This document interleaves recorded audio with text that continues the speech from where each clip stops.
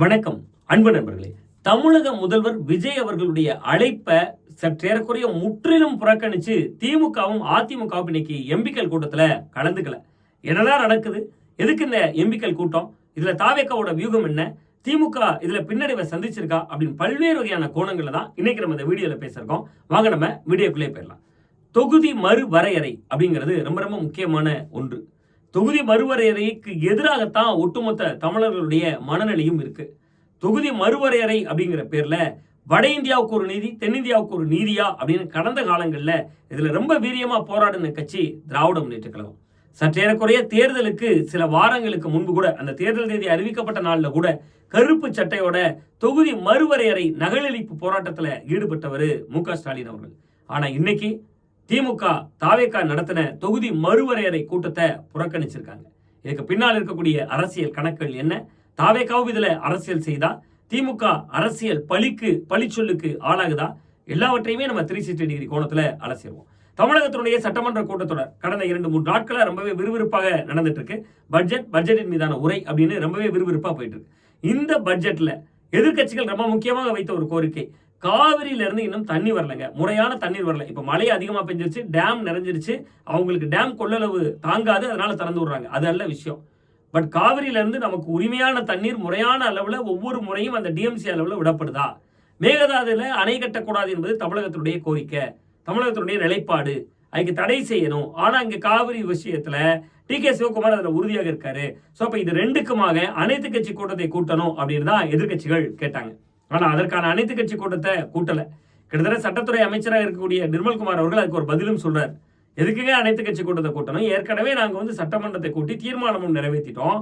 அந்த தீர்மானத்தினுடைய அடிப்படையில் எல்லாரும் ஒன்றிணைந்து தானே தீர்மானம் நிறைவேற்றிருக்கோம் அப்படின்னு கேட்கக்கூடிய இடம் ஒரு கவனிக்கப்படக்கூடிய இடமாக இருக்கு. இப்ப நீங்க அனைத்து கட்சி கூட்டத்தை கூட்டினா தாவேக்காவுக்கு தான் சிக்கல். என்ன சிக்கல்? கர்நாடகால யாருடைய ஆட்சி நடக்கிறது? காங்கிரஸ் கட்சியுடைய ஆட்சி நடக்குது. அங்க யாரும் முதல்வராக இருக்கிறார்? டி.கே. சிவகுமார் முதல்வராக இருக்கிறார். அவர் தான் அதில் உறுதியாகவும் இருக்கிறார். அண்மையில ராகுல் காந்தி தமிழகம் வந்தாரு. தமிழகம் வருகிற பொழுது காவிரி மேகதாது விவகாரத்தை பற்றி ஏதாவது பேசினாரா? பேசல. இன்னும் சொல்ல போனா அவர் வருகிற பொழுது இன்னொரு வகையான கண்டென்ட்டை உருவாக்கிட்டு போறாரு. தொகுதி மறுவரையறையை ஆதரிப்பவர்கள் எட்டப்பன்கள் அப்படிங்கிறாரு. அது திமுகவை மறைமுகமாக அவர் செய்த விமர்சனம்.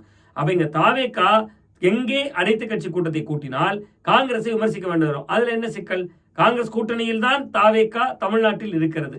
தாவேக்கா தலைமையிலான அமைச்சரவையில் காங்கிரஸ் 2 அமைச்சர்களை பெற்றிருக்கிறது. அப்ப அந்த இடத்துல ஒரு நெருடல் வந்து விடக்கூடாது.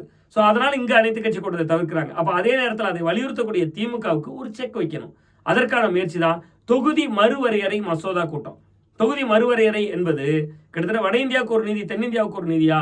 கிட்டத்தட்ட பாராளுமன்ற உறுப்பினர்கள் இன்னைக்கு 543 பேர் மக்களவையில் இருக்காங்க. மாநிலங்களிலும் எம்பிக்கள் இருக்கிறாங்க.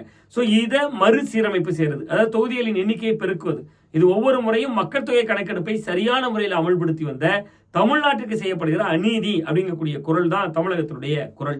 என்னன்னா, நாம் இருவர் நமக்கு இருவர், நாம் இருவர் நமக்கு ஒருவர், இப்படியெல்லாம் மக்கள் தொகை விழிப்புணர்வான வாசகங்களை தமிழ்நாட்டு மக்கள் முழுதாக ஏற்றுக்கொண்டு அதுல ரொம்ப முக்கியமான அரசுகளுடைய முன்னெடுப்புகளின் கீழ் மக்கள் தொகை கட்டுப்பாட்டில் இருக்கு. ஆனா நீங்க நார்த் இந்தியாவில பாரு, அங்க மக்கள் தொகை எவ்வளவு இருக்கு, அதனால நாங்க கூட்ட போறோம்னு சொல்றது தவறு அப்படிங்கிறது தான் திமுக அரசினுடைய கடந்த கால நிலைப்பாடுகளாக இருந்தது. இந்த சூழல்ல தான் இப்ப திமுக கொஞ்சம் ஸ்டாண்டு மாறுறாங்க அப்படின்னு தாவேக்கா குற்றம் சாட்டுது. காரணம்னா, பில்லு வரட்டுங்க, பில்ல பார்த்துட்டு தாங்க பேசுவோம், பில்லுல என்ன இருக்குன்னே தெரியாதுங்க, எங்களுக்கு மசோதால என்ன இருக்குன்னே தெரியாதுங்க அப்படிங்கிற ஸ்டாண்டை நோக்கி திமுக நகர்ந்திருக்காங்க. தமிழகத்திற்கு விரோதமாக இருந்தால் எதிர்ப்போன்னு சொல்லியிருக்காங்க. இந்த சூழல்ல தான் காங்கிரஸ் ஆளக்கூடிய கர்நாடகா மாநிலத்தில் இருக்கக்கூடிய நமக்கும் கர்நாடகாவுக்கும் இருக்கக்கூடிய பிரச்சனையான காவிரி மேகதாதுவை விசாரிக்க அனைத்து கட்சி கூட்டத்தை விவாதிக்க போடாமல் தாவேக்கா அரசு என்ன ட்விஸ்ட் பண்றாங்கன்னா, தொகுதி மறுவரையறை மசோதாவுக்கு எதிராக ஒரு கூட்டத்தை போடுறாங்க. இந்த கூட்டத்துக்கு பொதுவாக எம்பிக்களை அழைக்கிறது எப்படி வழக்கம்னா, அரசியல் கட்சிகளுக்கு அழைப்பு கொடுக்கணும். ஆனா இங்க என்ன பண்ணிட்டாங்கன்னா, ஒவ்வொரு எம்பிகளுக்கும் தனிப்பட்ட முறையில் அழைச்சிட்டாங்க. இப்ப தமிழ்நாட்டில் யாரெல்லாம் ஏற்கனவே தாவேக்கா கூட்டணியில் இருக்கிறார்களோ அந்த எம்பிக்கள் மட்டும் நீங்க கலந்துருக்காங்க. உதாரணமா காங்கிரஸ் கட்சிக்கு இன்னைக்கு 12 எம்பிக்கள் இருக்காங்க. மக்களவையில் 9, மாநிலங்களவையில் 3. அதே போன்று விடுதலை சிறுத்தைகள் கட்சி திருமாவளவன் அவர்கள், ரவிக்குமார் அவர்கள் 2 எம்பி. இந்திய யூனியன் முஸ்லீம் லீக் 1 எம்பி இருக்கிறார். அதே போன்று இடதுசாரிகளுக்கு 4 எம்பிக்கள் இருக்காங்க. இது மாதிரியான நபர்கள் இன்றைக்கு கலந்திருக்கிறார்கள். ஆனா இதுல கலந்து கொள்ளாதவர்கள் அப்படின்னு பாத்தீங்கன்னா திமுகவும் அதிமுகவும் நிராகரிச்சிருக்கு. இது ஏன் நிராகரிச்சிருக்காங்கன்னா, தாவேக்காவுக்கு ஒரு எம்பி கூட இல்ல. தொகுதி மறுவரையறையை பற்றி பேசுவதற்கு ஒரு ஆட்சியாளர்களுக்கு உள்ளபடியே அதிகாரம் இருக்கு. பட் இவர்களுக்கு ஒரு எம்பி கூட இல்ல. இவர்களின் பின்னால் நிற்க வேண்டுமா என்கிற ஈகோ ஒரு வகையில் தடுத்திருக்கலாம். ஒன்று. இன்னொன்று அதிமுக பாமகவை எல்லாம் பொறுத்தவரை ஏற்கனவே அவர்கள் பாஜக கூட்டணியில் இருப்பவர்கள். ஸோ அதனாலும் கூட அவர்கள் அந்த நிலைப்பாட்டை நோக்கி நகரல. திமுக தான் இதுல முக்கியமான விஷயம். 22 மக்களவை எம்பிக்கள், 8 மாநிலங்களவை எம்பிக்கள். அவர்களுடைய நிலைப்பாடு எந்த பக்கம் இருக்க போகிறதோ அதை பொறுத்த இந்த மசோதாவினுடைய எதிர்காலம் இருக்கு. ஒருவேளை திமுக இந்த விஷயத்துல தீவிரமாக செயல்பட்டு ஒன்றில் ஆதரித்தால் அல்லது அன்று அவை நடைபெறுகிற நாளில் வாக்கெடுப்பின் போது கலந்து கொள்ளாமல் இருந்தால் கூட வேறு விதமான முடிவுகள் வரலாம். ஸோ இங்க பாஜகவுக்கு எதிராக தாவேக ஒண்ணுமே பேசாது, ஒண்ணுமே செய்யாது என்பது தொடர்ந்து திமுகவால் சொல்லப்பட்டு வந்தது. ஆனா இன்னைக்கு பாஜகவால் கொண்டு வரப்படும் என்று நம்பப்படுகிற தொகுதி மறுவரையறை மசோதாவுக்கு எதிராக விஜய் அனைத்து கட்சி கூட்டத்திற்கு அழைப்பு கொடுத்திருந்தார். ஸோ இந்த இடத்துல தாவேக திமுகவுக்கு ஒரு நெருக்கடியை உருவாக்கி இருக்கு.